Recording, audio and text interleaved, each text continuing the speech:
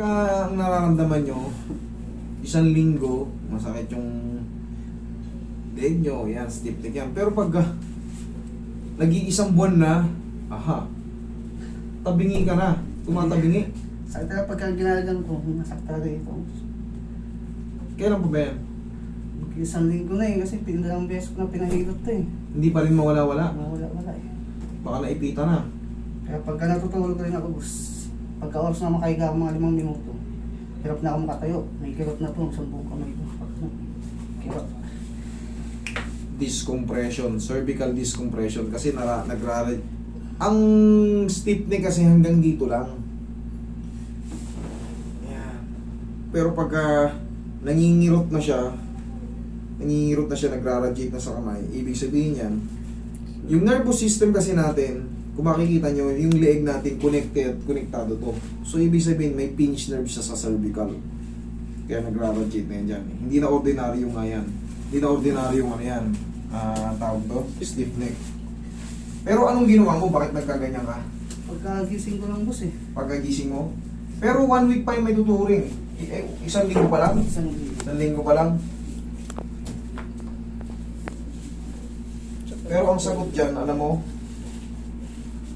Sagot dyan, alam niyo ano dyan? Ako ang sagot dyan. Okay. Bossing, pero ang gagawin natin dyan, 4 to 5 days pa yan. Eksaktong mawawala. 4 to 5 days. Oo, 4 to 5 days, eksakto pa yan. Ay, meron, sakit na sakit pala si sir. Kahit pagka tinitingala ko, hindi. Hindi ka makatingala? Parang yung bata lang. Tiningala ko ganun, ito may masakit. Tagilid.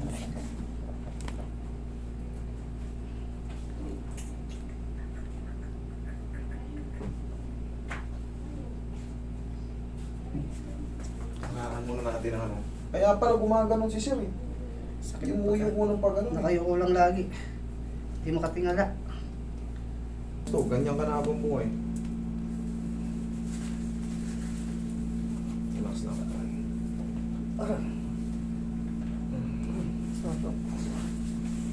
Ito ka. Believe me, kayang-kaya natin yan. Okay, tapa ka sir. Hindi kaya? Ay, boss eh. Ha? Hindi. Hindi.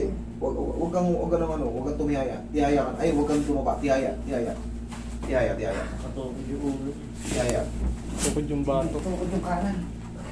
Traction na natin diretso. Wait lang. Tupi mo yung tuhod mo. Higa ka lang. Taas mo to. Eto pala. Sige, relax ka lang. Huwag kang matanong. Pag nakaganyan ka, okay ka lang. Okay. O yan, sige. Ipakalma muna natin. Hindi mo pa siya kayang ipilit ng idiretso, no? Hindi. Masakit pa rin Oo, dito. gumagano siya. Nakikita ko. Kaya nga, ipakalma ko muna kasi yung mga muscle niya rito, maaaring mag-react yun pagka nangangawit. So, iparelax ko muna. Isang baltakan lang to tapos 4 to 5 days mag-report ka sa akin, sir, ha? Kahit wala kang bayaran. Ha? Mag-report ka sa akin. Kailangan natin itong ano. Kasi ngayon, nakikita nyo naman, super in pain si sir. Konting ano. Basta, ano ngayon? Martes. Kahit Lunes. Mag-aalanganin Sabado, Linggo eh. Kahit Lunes, ha? Balik ka rito kahit wala kang bayaran, ha? Ang mahalaga, maayos natin, ha? Pero kung wala na, basta mag-report ka lang sa akin. Ha? Mag-report ka lang sa akin. Mag-chat ka lang sa akin.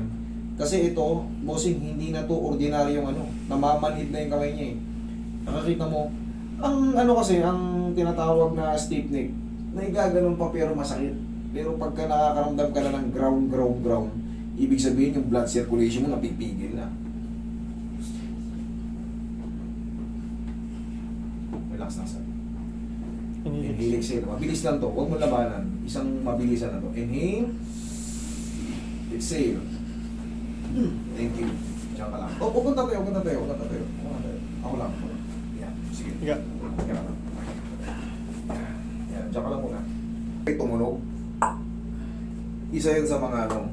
Tsaka tatandaan nyo, pag mali ang adjustment, siyempre, magkukulaps ka na, lalo sa leg. Cervical. Mahirap ayusin yung leg, sensitive yan. Kasi malapit siya sa brain. Pero, hindi ako natatakot sa ganyan. Kasi kabisado ko naman siya. Normal pa yung pain dyan. nandyan pa yan. Pero 4 to 5 days, asahan mo, backlash yan. Okay, tapos, huwag ka munang tumayo ng paganyan, no? Yung parang tinayong tinumbang saging. Tagilid. O, dito ka muna tumagilid, dito ka tumagilid. Dad, upo ka. Sige, kakaano ko pala sa'yo eh. Nag-agad. Mahirapan ako kasi pag ano ka, pag ano. Pag ano. Huwag ka tumayo ng ganon kasi mapupuwersa siya eh. Nagkakaroon ng hatakan. Tagilid muna bago. Tagilid muna para yung swelling hindi magkaroon ng penetration pa.